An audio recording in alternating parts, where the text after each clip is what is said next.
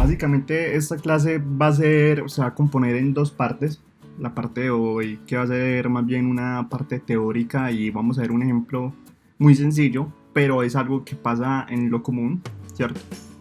Y la idea es en una futura clase entrar a ver ser más profundos en el tema de cómo funciona o sea, cómo se aplica este teorema a las bases de datos. Listo, hoy vamos a hacer un ejemplo muy sencillo a nivel de servicios, simulando una base de datos y una base de datos en caché, pero digamos que la idea es hacerlo ya con una arquitectura un poco más grande y ver qué es lo que está pasando, ¿cierto? Entonces, para comenzar con el teorema CAP, digamos, quiero mostrar esta imagen y es decir, por qué nos debe importar el teorema CAP. Y es que según este teorema tiene grandes implicaciones en lo que ven nuestros clientes. Entonces, ¿qué están viendo nuestros clientes? Depende de lo que nosotros escojamos a la hora de desplegar nuestra infraestructura. Entonces, por ejemplo, este usuario de acá, el usuario que está en rojo, puede estar viendo cierta información de la base de datos, mientras el usuario que está en verde va a ver otra información totalmente distinta. ¿Por qué? Porque puede que esta base de datos no sea consistente. Entonces vamos a tener situaciones en las que varios usuarios pueden tener información no sincronizada o información no acorde, ¿cierto? Entonces digamos que esa es la gran importancia de esto y por eso siempre que estemos desarrollando o siempre que vayamos a hacer un nuevo producto debemos tener eso en cuenta. Listo. Ahora vamos a hacer una pequeña definición del teorema CAP. Básicamente las letras del teorema CAP vienen de consistencia, disponibilidad y tolerancia a la partición. Pero bueno, ¿qué quiere decir eso? ¿Qué quiere decir que algo sea consistente, que algo sea disponible y que pueda ser tolerante al particionamiento? Entonces, un gran ejemplo para esto es las bases de datos. Pero tenemos que tener en cuenta que este teorema CAP lo vamos a aplicar mucho a las funciones de escritura. A las funciones de lectura no lo vamos a aplicar tanto porque digamos que no van a ser acá tan importantes, pero son más que todo para las funciones de escritura. Listo. Entonces el teorema CAP viene pues estas tres letras de consistencia, disponibilidad y tolerancia al particionamiento. Listo. Es un teorema que se definió en el 2001 por unos matemáticos y vamos a ver acá en esta siguiente diapositiva. Primero quiero que veamos un poquito de esta y se define un triángulo donde nosotros nunca vamos a poder estar en las tres partes del triángulo, solo podemos estar en una de sus bordes. Entonces podemos estar entre la C y la A, podemos estar entre la C y la P y podemos estar entre la A y la P, pero nunca vamos a poder estar en las tres, siempre vamos a tener que estar entre una de las dos. Entonces ahí es donde viene la teoría de que nos toca escoger y como arquitectos debemos escoger un producto de acuerdo a las necesidades que tengamos con nuestro software o lo que estemos desarrollando, ¿cierto? Entonces quiero mostrarles acá un poquito de qué sería la consistencia, la disponibilidad y la tolerancia al particionamiento. Listo. Entonces la consistencia, como vemos acá, es que al realizar una consulta o inserción siempre se tiene que recibir la misma información. ¿Qué quiere decir esto, muchachos? Digamos que nosotros tenemos un dato en la base de datos y lo actualizamos a través de un servicio independiente al servicio de consulta. Entonces inmediatamente que estemos leyendo tenemos que leer ese valor, tenemos que leer el nuevo valor. Entonces, ¿cuándo no hay consistencia? Cuando yo llamo el servicio y me trae un valor diferente al que está en la base de datos, ¿cierto? Esto cuando se va a ver mucho, cuando tenemos escalabilidad en nuestras bases de datos, se puede pasar, no es algo pues, pero o sea, pues hay que tenerlo en cuenta, que nuestros nodos, porque como nosotros vamos a tener una infraestructura de alta disponibilidad, entonces vamos a tener réplicas en diferentes regiones. Entonces digamos que una de nuestras zonas de alta disponibilidad está en Estados Unidos, pero la próxima zona de alta disponibilidad está en Europa. Entonces mientras se sincronizan estas zonas, vamos a tener una pequeña inconsistencia en la información. Listo. Disponibilidad es que todos los clientes pueden leer y escribir aunque se hayan caído uno de los nodos. ¿Qué quiere decir esto? Esto es, nosotros tenemos dos nodos, ¿cierto? Tenemos dos nodos, acá lo podemos volver a ver como diferentes zonas. Tenemos un nodo de nuestra base de datos en un país y otro nodo en otro país. Estos nodos se comunican por red, pero si uno de los nodos fallan, recuerda que vamos a tener un nodo maestro y nodos que son réplicas. Si uno de los nodos falla, ya no vamos a poder recuperar la información. Listo. Y tolerante a la partición es, volviendo a este ejemplo de los diferentes países, ¿cierto? Entonces digamos que nosotros vamos a almacenar nuestra información en particionada, como lo dice el nombre, ¿cierto? Entonces, ¿qué pasa con esto? Digamos que se cae uno de los nodos, ¿cierto? Entonces los otros nodos tienen que seguir funcionando aunque los demás estén fallando. Listo, miren que es muy relacionado con la disponibilidad. Listo. ¿Por qué es tolerante al tema de particiones? Es porque entonces yo voy a seguir funcionando con un nodo, sigo funcionando con un nodo, y en el momento en que el otro nodo se suba, yo lo actualizo y no pasa nada. Listo. Entonces, volviendo acá al triangulito que estamos mirando, vemos pues cómo se ubican las bases de datos en este caso. Pero lo que yo quiero llevar acá un poco es que no desarrollemos solo pensando en que el teorema CAR se aplica a las bases de datos, también se aplica a los servicios. Entonces, pues, por eso quiero como enfatizar eso un poco y el ejemplo que traigo esta vez es básicamente un servicio. Listo, esto lo podemos ver un poquito más acá adelante. Entonces, vamos a ver los escenarios disponibles. Entonces, tenemos el escenario, como les está mostrando ahora, de estos bordes, tenemos el escenario CP, el escenario AP y el escenario CA. O sea, consistente, disponible y tolerante a la partición, y consistente y tolerante a la partición. Listo, estos son los escenarios que tenemos. Entonces vamos a ver qué hay con estos escenarios.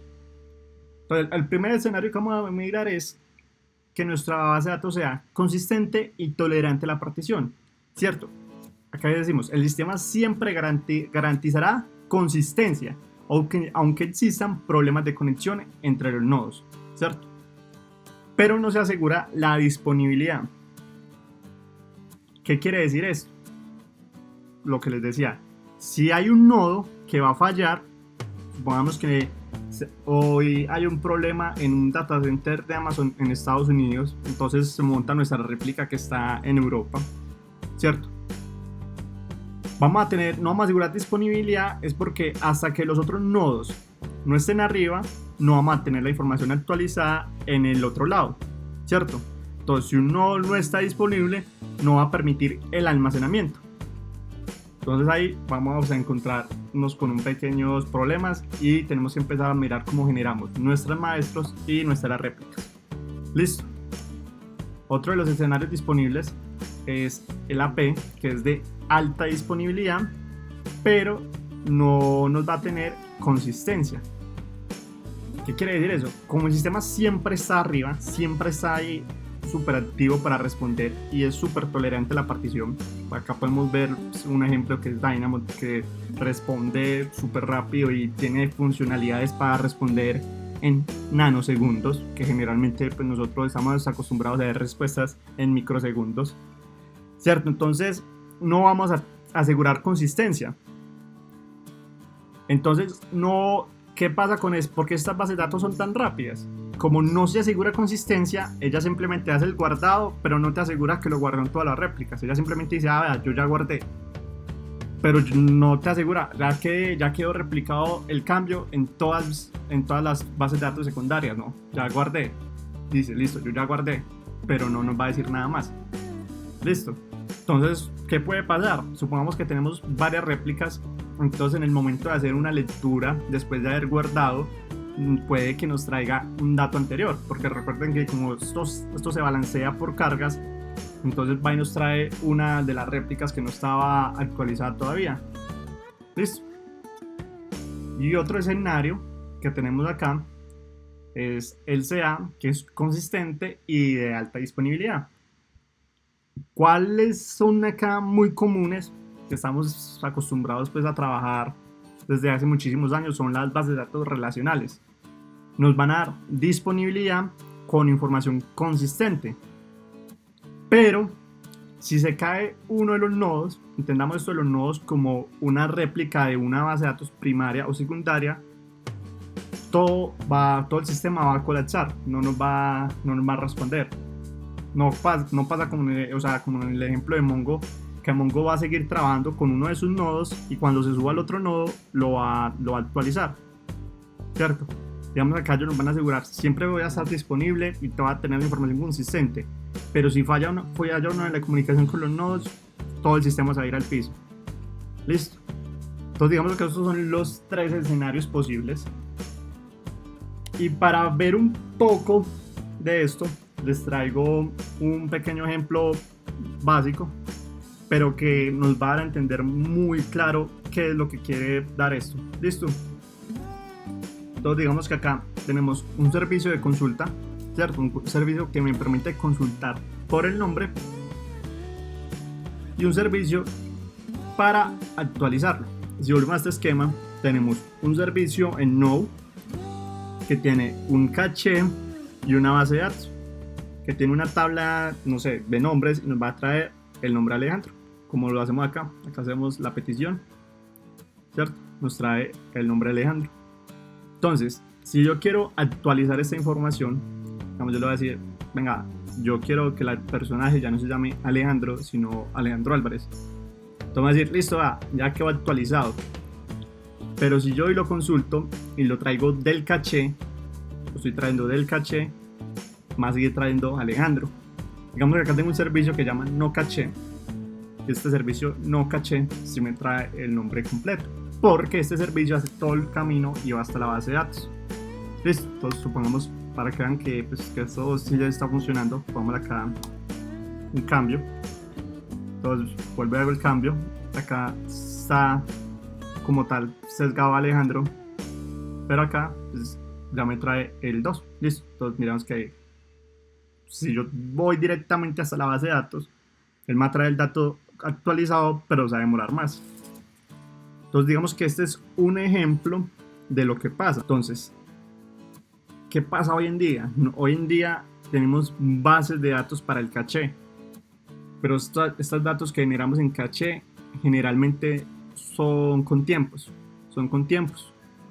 Entonces nos toca estar reiniciando el caché, o nos toca en el momento en que estamos desarrollando construir un caché manager para eliminar datos del caché al momento de actualizar una base de datos.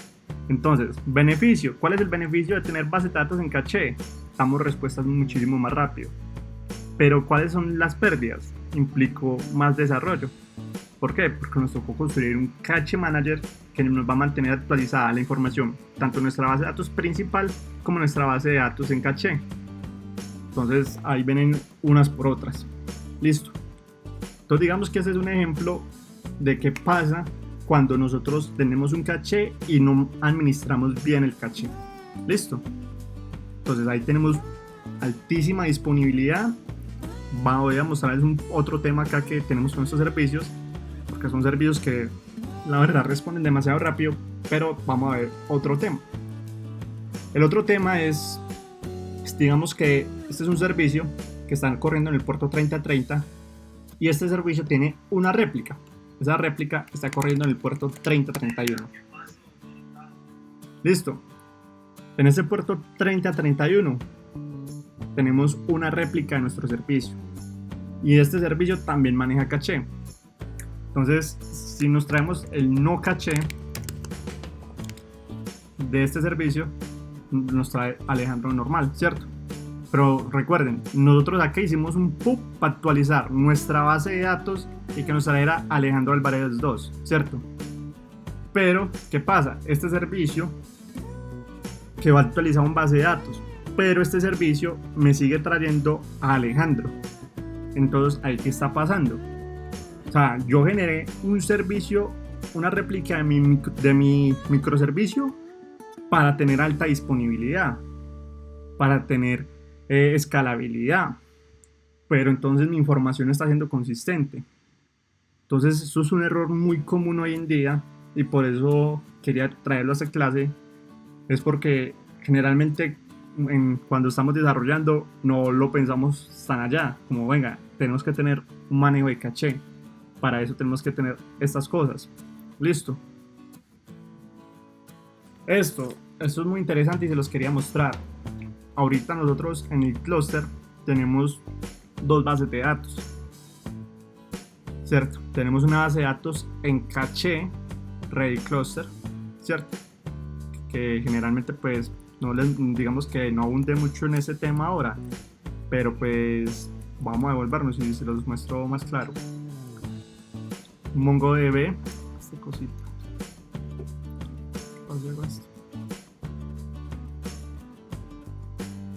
Lo que es MongoDB y Redis, que son unas bases de datos que nosotros usamos.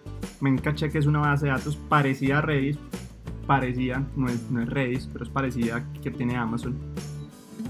Son bases de datos que están acá en el dominio del alta consistente y tolerante a la partición, ¿cierto? Y son las bases de datos con las que nosotros trabajamos.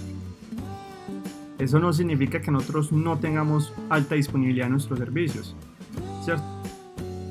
Pero para lo que nosotros hemos trabajado, nosotros preferimos responder un poco más demorado, pero mantener consistencia y tolerante a la partición. Listo. Entonces digamos que quería mostrarles pues que nosotros hemos trabajado más que todo en este lado. Acá tenemos bases de datos relacionales, ¿cierto? Otra base de datos. Acá tenemos Dynamo, que Dynamo pues, ahorita lo estamos trayendo también en otros proyectos y vemos que en realidad es demasiado rápido, pero lo que hacemos nosotros es que estamos almacenando datos que no van a cambiar con el tiempo, son datos que se almacenan y ya. Entonces por eso ha sido una buena idea trabajar con esto. Listo, entonces quería mostrarles acá que, como ya todos vieron, tenemos dos bases de datos en el clúster y ambas son de la misma categoría. Entonces la pregunta sería, ¿está mal tener bases de datos en la misma categoría o deberíamos combinar? Deberíamos tener una base de datos para el caché que sea de alta disponibilidad y tolerante a la partición, y que la base de datos principal sea consistente y tolerante a la partición, ¿cierto? Supongamos que sería un caso chévere, pero entonces recordemos que eso va a implicar cómo manejemos el desarrollo y qué beneficios vamos a darle por tener una base de datos de alta disponibilidad, si igual nosotros vamos a asegurar que nuestros servicios van a responder bien. Listo, quería mostrarles acá que nosotros tenemos 6 trabajos de Redis en el clúster. Entonces, ¿cómo están distribuidos? Están distribuidos 0, 1, 2 como maestros, 3, 4 y 5 como secundarios. Entonces, cuando se almacena un dato, el dato se almacena en el 0 o en el 1 o en el 2. En uno de estos dos se almacena y se replica en el 3, el 4 o el 5. Son así como, si se almacena en el 0, se replica en el 3. Si se almacena en el 1, se replica en el 4. Y si se almacena en el 2, se replica en el 5. Entonces miren que el dato como tal que nosotros guardamos en caché no lo estamos dando en todo, no se está replicando en todo el clúster, a pesar de que no tenemos una base de datos que es consistente y tolerante a la partición. Miren cómo son los comportamientos. Y ahora tenemos Mongo, que es la base de datos principal, y esta tiene dos réplicas, o sea, su maestro y su secundario. Cuando almacenamos un dato en la 0, él lo replica en el 1. Si hubieran 2, lo replica en el 2. Si hubieran 3, lo replica en el 3. Miren que al ser bases de datos que están en la misma categoría del teorema de CAP, funcionan muy diferente. Y entonces ustedes se preguntarán, bueno, ¿y por qué funcionan tan diferente? Y es por la arquitectura de la base de datos. Cuando yo voy a recuperar un dato, entonces lo que hace Redis es pregunta si el dato está en el 0, pregunta si el dato está en el 1 o pregunta si el dato está en el 3. Ya según en cuál esté, decide si lo trae del maestro o el secundario. Pero Mongo, cuando va a hacer escrituras, las va a hacer siempre por el maestro. Pero cuando va a hacer lectura, la va a decir, venga, respondemos por el que esté desocupado. No le va a importar cuál les ponga, porque él ya se aseguró que las escrituras las hizo por un solo canal y va a hacer la réplica en todos los canales que tenga, en todas las réplicas que tenga. Entonces por eso cuando ya hace lectura, él responde de cualquiera. Él intenta no responder del maestro, pero pues digamos que el maestro siempre está disponible para hacer escritura y lectura porque es el principal. Pero él siempre intenta hacer el balanceo a darle a las funciones de lectura una carga que sea en las réplicas. Listo. Entonces por eso pues quería mostrarles que aunque sean de la misma categoría, el funcionamiento es diferente. Listo. Y ahora, ¿esto cómo se aplica a grandes arquitecturas? Quería acá mostrarles una imagen de lo que es alta disponibilidad, que hoy en día es muy común escucharlo. Entonces, es un servicio de Amazon que nos permite manejar todo el tema de DNS y todo para el tema de enrutamiento. Entonces, digamos que acá tenemos una región. Vemos que esta región puede estar en Estados Unidos y esta región puede estar en Brasil. Ambas regiones son idénticas, no tienen nada diferente. Entonces, si esta región se cae, automáticamente se despliega esta región. Por eso se mantiene como en stand-by. Eso nos asegura que si hay una falla en alguna de las regiones, es muy común escuchar no sé, un servicio Amazon, tal servicio, no sé, instancias S2 fallando en la región de Ohio. Pero entonces nosotros decimos, no, yo tengo mis servicios en la región de Virginia, de Norte de Virginia, entonces no tengo esos problemas.